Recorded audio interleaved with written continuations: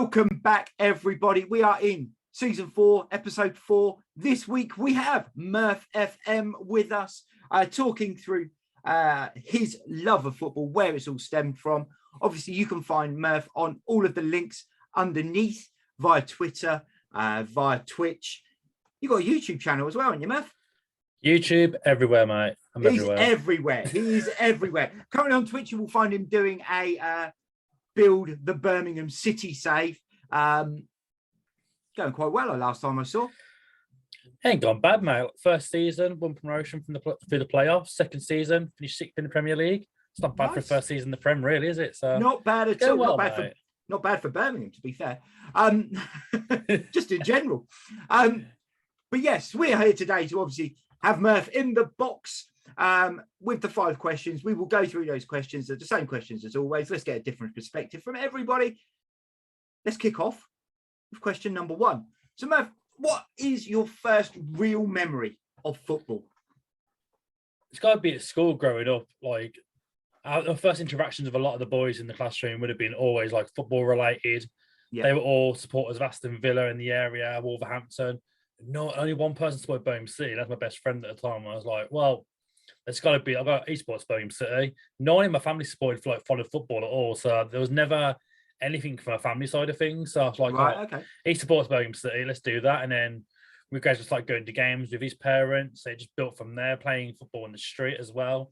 Like the best memory was growing up on the estate we lived on. There was basically like a speed bump either in the estate. Yeah, and we'd get some traffic cones. It would stole from like construction sites. Probably shouldn't have done that, but we put them on the speed bumps as like our goal lines, and then the cones is like goalposts sort of thing, and just play on this road. But obviously, playing on the road, every 2 minutes, cars coming. If they run off the road, you're losing balls being hit by a car, all sorts, man, like carnage. The amount of times you almost get hit by a car speeding around a corner, and you're like, oh, dive out the way of this car, sort of thing. Yeah, but playing football on a tarmac road is not good when you're doing diving tackles and diving in goal.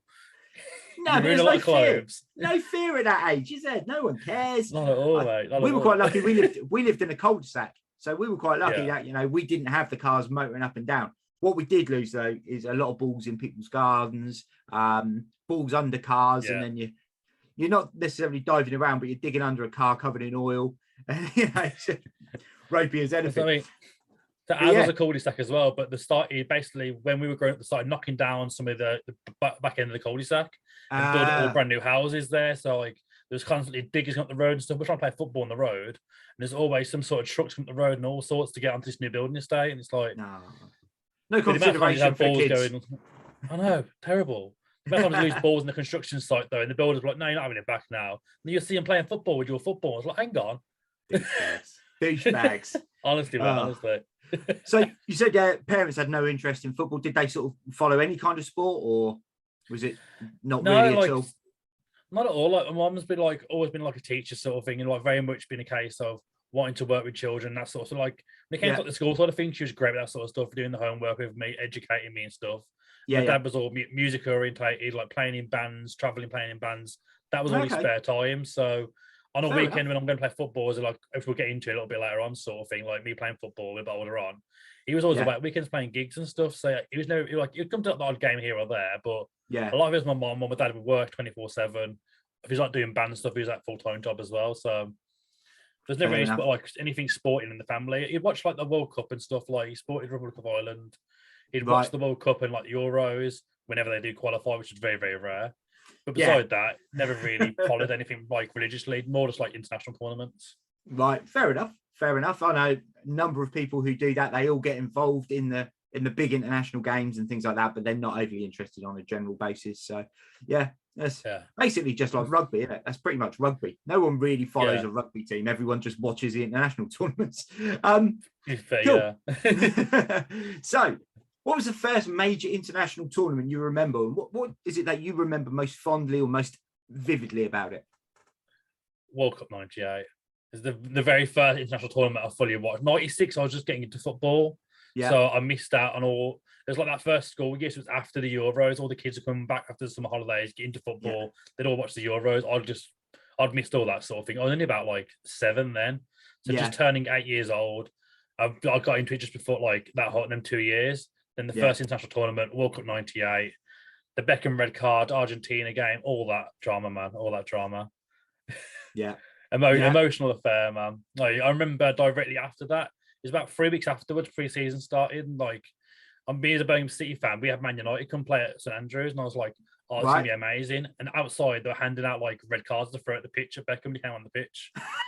So as soon as he walks out the tunnel, 20,000 people. Like, it's a friendly, so it's a sold out friendly because Man United as well. They're playing like first team like players. 20,000 people launching red cards at the pitch at Beckham. He got substituted in 20 minutes. Brilliant. What? We lost. It's amazing. That is one hell of a memory, though. That it comes from the World Cup and it leads straight into that. It's amazing, man. It's such a good experience. Yeah. I remember being at a Reading game years and years ago. Good old Yuri Geller. Do you remember Yuri Geller, the bender of spoons? He turned up and he was trying to pass on the positive vibes. And he basically given all the fans a red or a yellow card.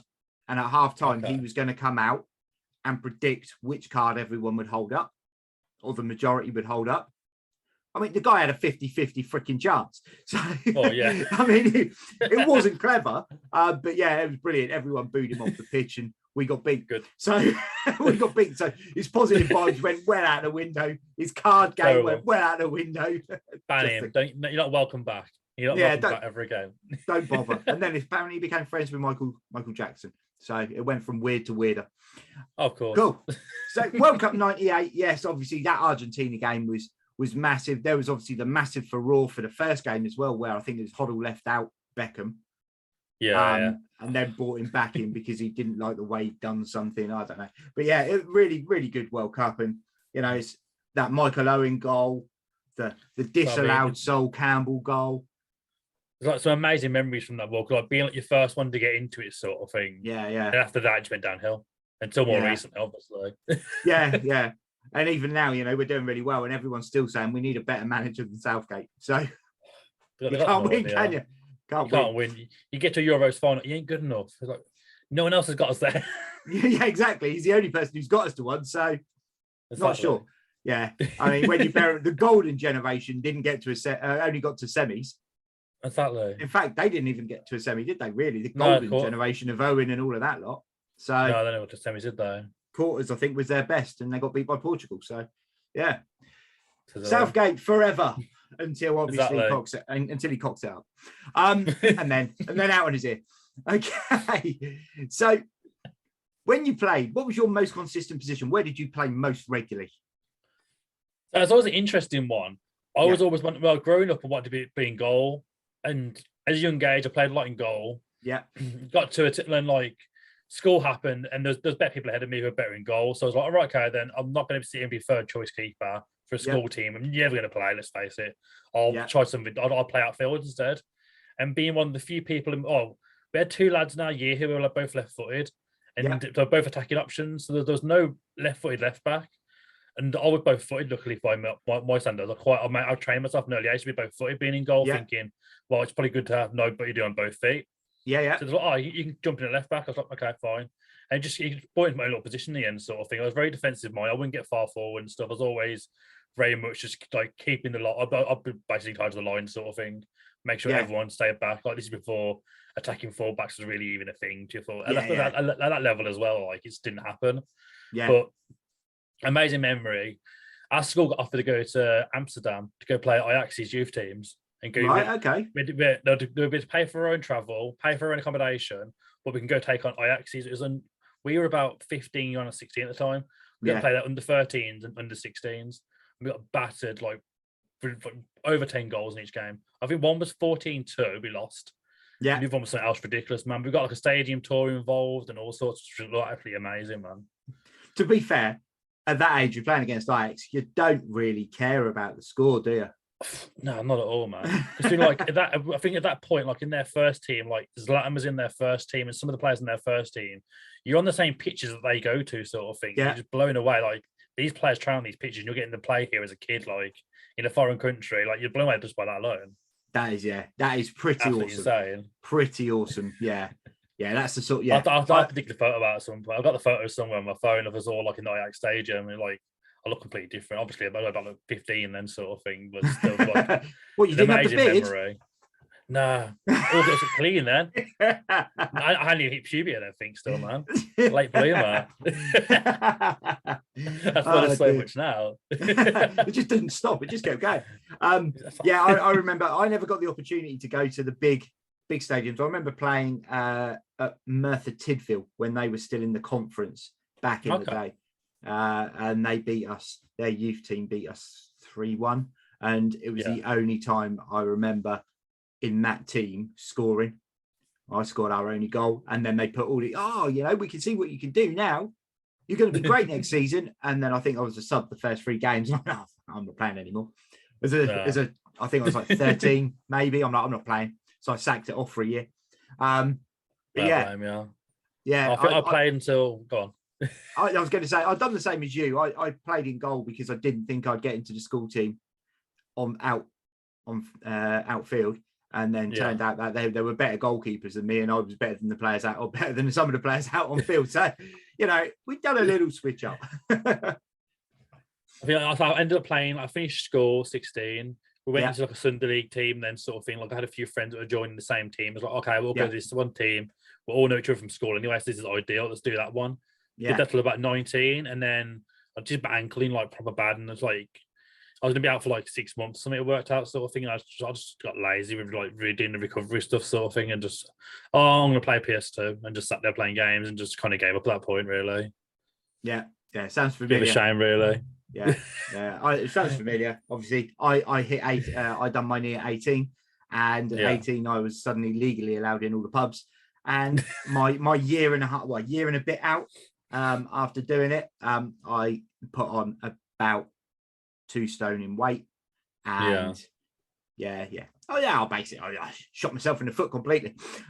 Same, pretty much exactly the same sort of boat, mate. Started going out at that point and stuff, and then just everything just changed from there. All of a sudden realised I like staying in bed on a Sunday morning.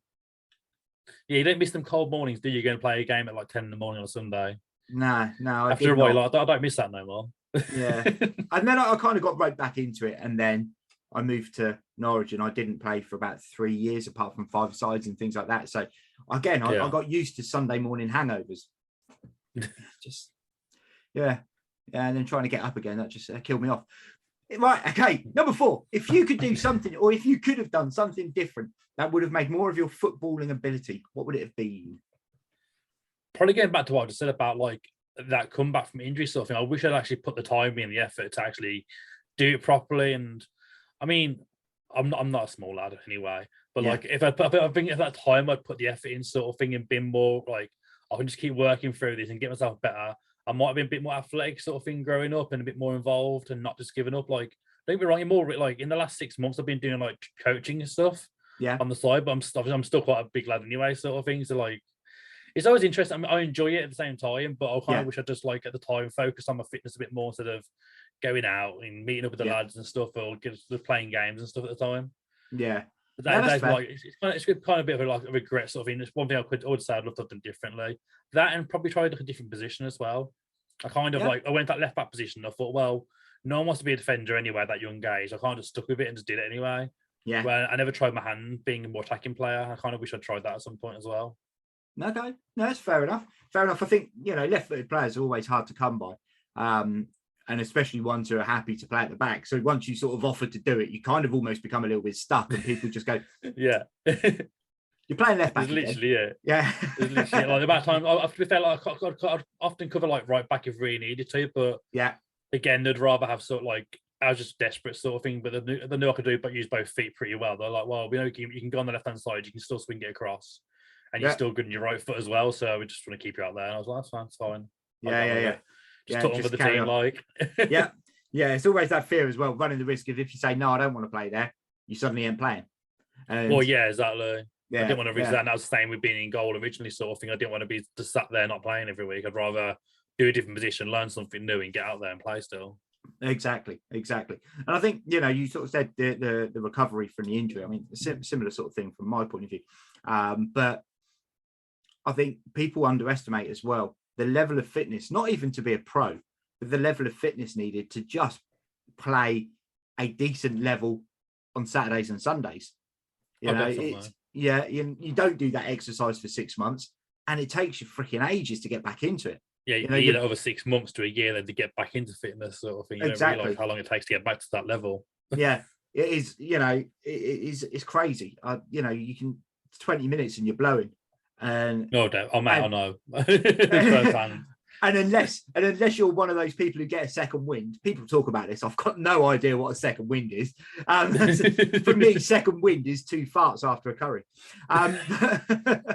But that's it. Never have I had this second wind. I just die on my ass and that's it. I'm done. But yeah, the level of fitness needed is just it is something that is so underestimated by a lot of people, I think, and they think they don't play. I'll just rock up and play as and when. They don't go to the gym. They don't do anything else. And you're like, it's not going to happen, mate. So no, you're going to hit you eventually. You're going to hit a wall like halfway into a game. Like, oh, God. Yeah. Yeah. 100%. Or you just one of those people who just kind of strolled around the pitch for 90 minutes doing something every 5 or 10. And that's it. So you don't actually ever really burn any energy. So next to very little, get the ball and just play it straight to someone. Don't run with it. Don't even try dribbling. And like, oh, there's an option to pass it straight away. Yeah, just stand and chill them for a bit longer. Yeah. Or if they do go and they lose it, there's no chance. They're not coming back. Oh no way, not a chance, man. And I was like, growing up, those sort of thing. Like you knew, if the players that are upfield, they're not coming back to defend. So you need to stay back, sort of thing, as a defender at that level because they're not going to run back and support you. No. You're not going to see these midfielders charging back to try and help defend. You know, it's like whoever's in defend, you're the ones defending. No one else going to help you. Yeah. Yeah, the wide midfielders then are stood next to the fullbacks most of the time, the opposition. Yeah. So, yeah, you know that if you go forward, they're all on their own. Yeah.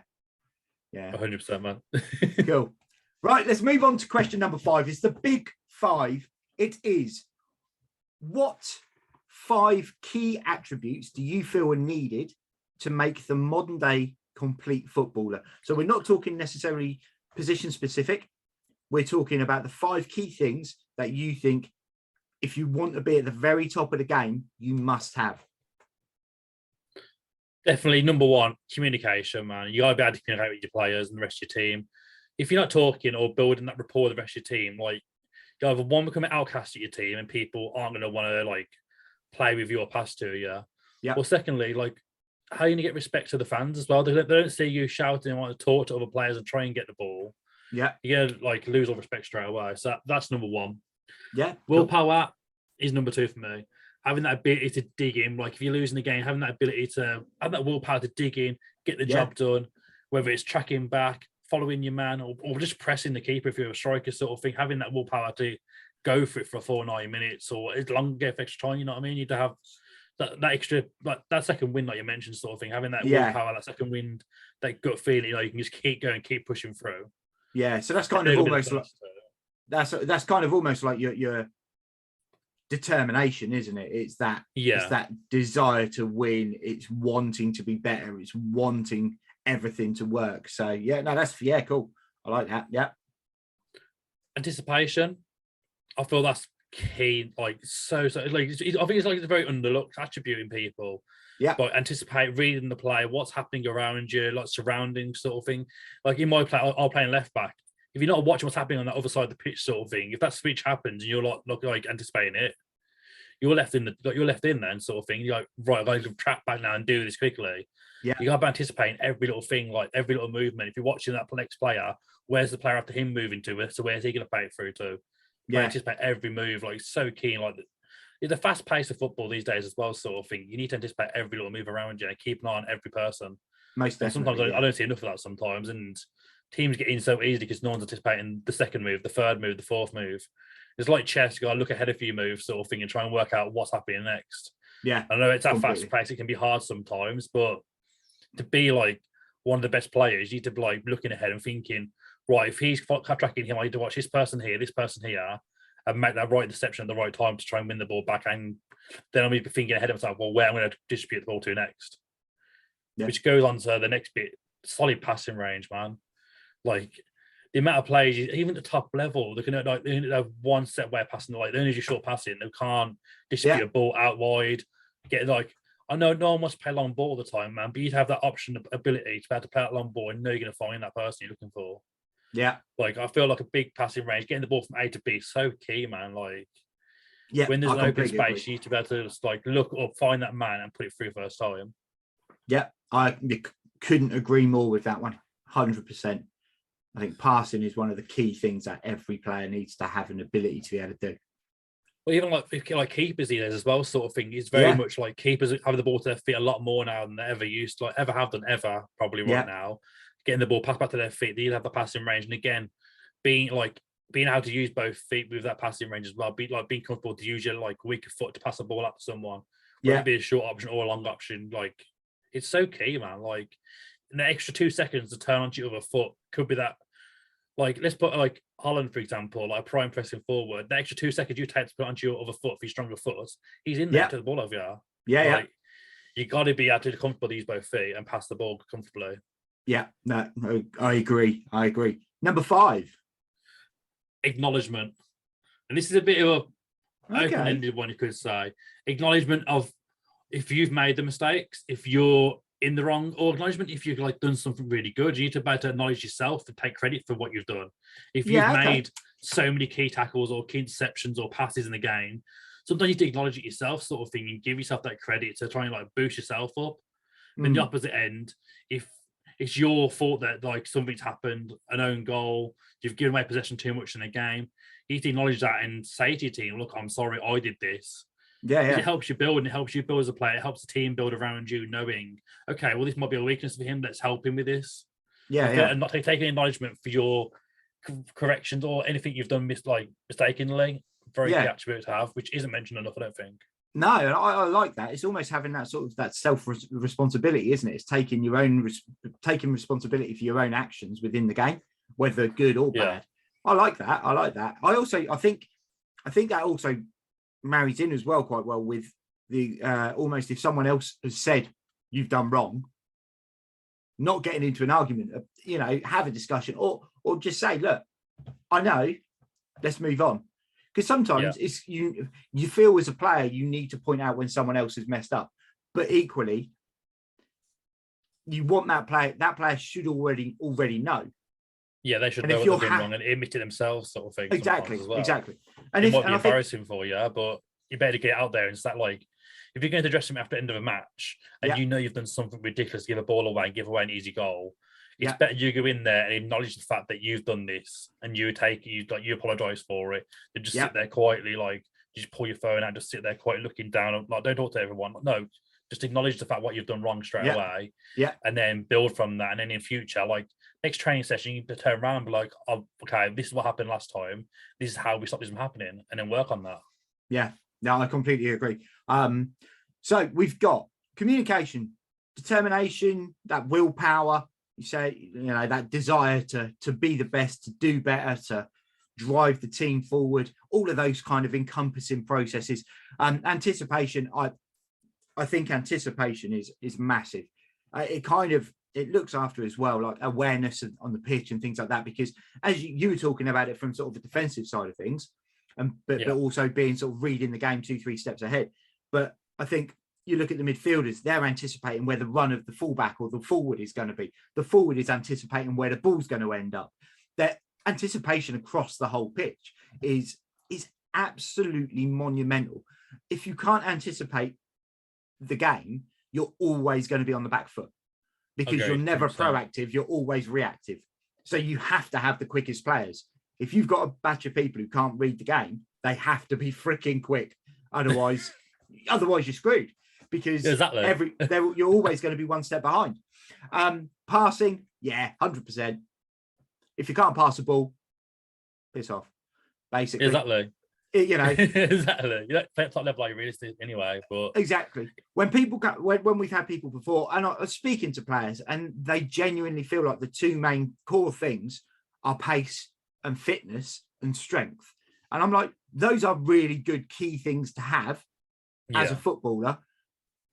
But all three of them, if you haven't picked passing or some degree of touch or awareness, then what you've done is you've basically created an athlete.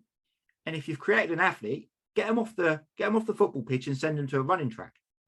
Well, exactly. I think of it this way: like, it isn't just You can have like, look at Zlatan right now. Yeah. He's what, like 39, 40? He can't run at all. No. He still changes games. You don't have to be like, fair enough, he's a specimen of a human, like physically looking wise, but like, he's not an athlete in terms of how he can run or like, you get these players. Look, okay, Reading, you'll know this one recently. Carroll. Yeah. He is the fitness of a fucking, oh, mate. Awful. Yeah. Awful it's fitness, been pretty good for us. Either that or we've just been really bad. But... I know that's what I'm getting to. Like, he has no fitness about him, but he can still do the business when needed to. You've seen the athleticism in them offside goals of a week. Yes, yeah. Elite, like fitness isn't everything. But that's all about touch and composure and things like that in there, isn't it? So anticipation, anticipation, that ball in the air, bang, doing overhead. Yeah, exactly right. So the passing, and I've always said, shooting doesn't need to be on this list, because if you can pass the ball 20 yards, you should be able to pass it into the back of the net. And then the final one, you've gone with the acknowledgement. So having that responsibility for your own actions, but also making sure that not just for good, not just for bad, but for good, or vice versa, depending on who you are. Fantastic set of 5, Murph. And, thank you. Different one in there as well. I like that. The acknowledgement, that self-responsibility, that kind of thing is something we've not seen before. And I think it is a big thing, because to go with that determination, to grow as a player, you've got to have that. Otherwise, you never feel like you've done anything wrong. And if you feel like you've never done anything wrong, then you're already the best player in the world. Exactly. In your eyes, you're the best player. So and you can guarantee you're not, because unless you're Messi or Ronaldo, and then after that, you're not, are you? Murph, it's been it's been an absolute pleasure having you on, my friend. As we said before, you can find all of the links for Murph's channels and everywhere you can find him, all listed below. Obviously, if you're listening to this on Anchor FM or Spotify, it will all be in the descriptions. Go check him out. Go check out some videos. You'll also catch him on a DTL draft at some point in the near future, if you're season 3. If you're listening to this in a long time in the future, then he may well be season 4, season 5, season 6, and he could even be champion by now. You never know. You never know. But for now, thank you very much, Murph. Have a great rest of your day. And yourself. Thank you for having me today, mate. It's been amazing. Cheers.